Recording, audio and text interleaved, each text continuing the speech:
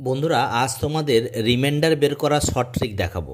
আচ্ছা, তার আগে যদি দেখো, যদি সিক্স দিয়ে 5কে যদি 6 দিয়ে ডিভাইড করি, 5 6 শূন্য শূন্য, তাহলে রিমাইন্ডার এখানে কত হচ্ছে 5। তাহলে এটাও যেমন ঠিক, তেমনি যদি আবার 1 করি তাহলে -1, এও রিমাইন্ডার ঠিক। তাহলে দুটো রিমাইন্ডারই ঠিক।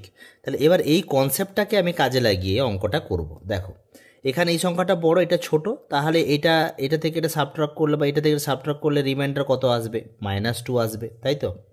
একই রকম ইনটু চিহ্ন আছে এখানে, তাহলে মাল্টিপ্লাই করে দাও। আবার এটা থেকে এটা করলে কী হবে? -1 আসবে, তাই না? ডিভাইড করলে দেখবে তোমরা করে। তাহলে অ্যান্সার কী হবে? এদের মাল্টিপ্লিকেশান 2 হয়ে যাবে এর রিমাইন্ডার। সেম ওয়েতে এটা কী হবে? দেখো, এখান থেকে এটা পাবো -3, এখান থেকে এটা পাবো -2, এখান থেকে এটা -1, অ্যান্সার হবে -6। কিন্তু দেখবে অপশানে নেই, তখন তোমরা কি করবে? তখন এই 64 থেকে 6 বাদ দাও, 58 হয়ে যাবে।